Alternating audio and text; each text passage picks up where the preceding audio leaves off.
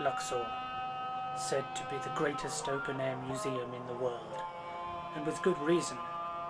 From the city on the east bank of the Nile to the Theban Hills in the west, Luxor plays host to an incredible collection of ancient sites. For countless years, visitors have flocked here in their millions to marvel at these amazing structures. But since the Arab Spring of 2010, tourist numbers have been rapidly decreasing, and now they are all but gone. The five-star Steigenberger Nile Palace is one of the finest hotels in Luxor, and yet now in July 2013 the occupancy is down to just 2%. The story is the same all over. The St. Joseph is a terrific three-star hotel boasting an amazing view from its roof terrace, but there simply isn't anybody there to see it. Even the Winter Palace, with its palatial reception rooms and classical gardens, has not escaped the exodus. What makes this story particularly sad is that it is all completely unnecessary. The violence in Cairo simply hasn't happened in Luxor. I've been coming here twice a year since 2009, and I have never seen anything that might cause people to be put off. Luxor is peaceful and safe, and what's more, it's a great place to be. Hassan Ali Ibrahim has been organising private tours here for more than 50 years. Yeah, that the tourists they can come to Luxor because they don't have to worry. It is very safe, and only this time of revolution, but it's not dangerous, and much to see here, the tombs of the kings, Hatshepsut temple, and also the weather is very nice. They can relax and enjoy. The people very friendly and safe, and I recommend anyone really to come to Luxor and to enjoy his vacation in Luxor. So, why come to Luxor? Well, there's a surprising amount to do here when you're not taking in the ancient sites. So let's take a look. Why don't we start with a Kalesh ride through the city? People tell me they're worried about being ripped off, but if you obey a few simple rules, you'll be fine. Always agree a price in Egyptian pounds before taking any service. And never forget, you're in charge. You will almost always have to haggle, but you will learn to enjoy it after a while. What's wonderful about Luxor is that you can spend some of your ride in the city, which is a real eye-opener. But within a few minutes you can be in open countryside, where life is very different.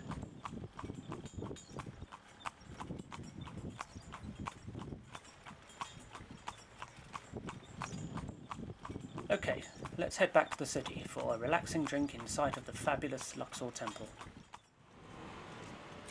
Cafe Latte is a brand new coffee house serving a great selection of coffees and juices. And with a view like this, you'll probably want to take your time.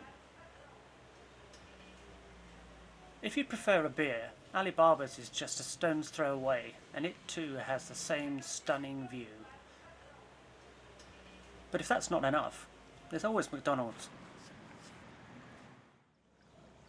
At some point during your visit, you're going to want to cross this mighty river. There are hundreds of boats ready to take you, but if you want to avoid the haggling, you can simply take the ferry. Just hand over a couple of pounds for a return trip, and in a few minutes you'll be on the west bank ready for your next adventure.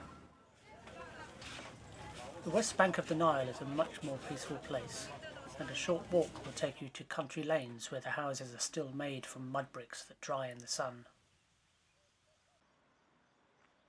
The countryside is truly beautiful, but now I'd like to take you to my favourite place in the whole of Luxor.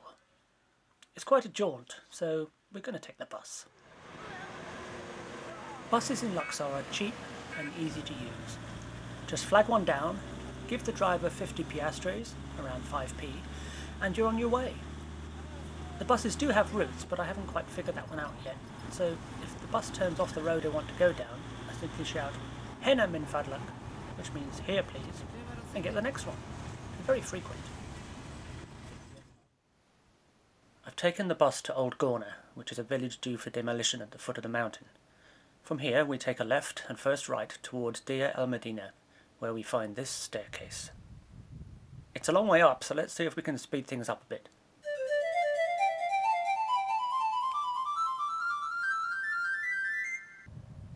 can go right to the top, but I like to walk along the ridge. If you turn left just before the second police post, you can look out over the Valley of the Kings. But the best views are out over the cliff. I like nothing more than to just sit on the cliff edge and take in this awe-inspiring view. It's fantastic. And the only way to get a better view of Luxor is from a hot air balloon.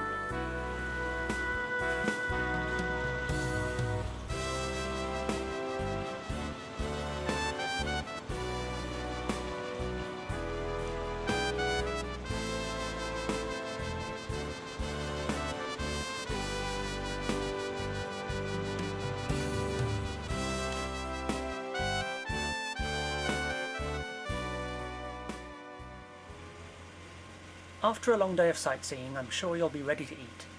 There's a huge selection of restaurants, like the King's Head Pub, Fortune Cookie Chinese, and the Taste of India.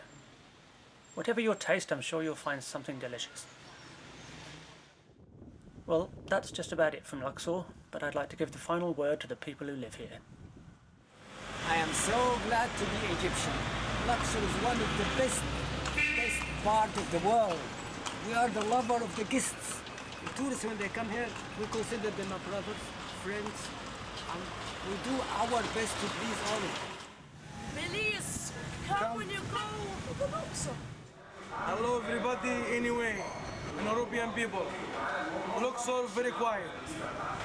We're pleased to come to our Upper Egypt. We would like the tourists, because tourists was the Egyptian people like that. Welcome to Luxor. Not tourists, they're very quiet. It's 1 week, 2 weeks, I stay here because not business. Please come to Luxor tourists more, because Luxor no tourists.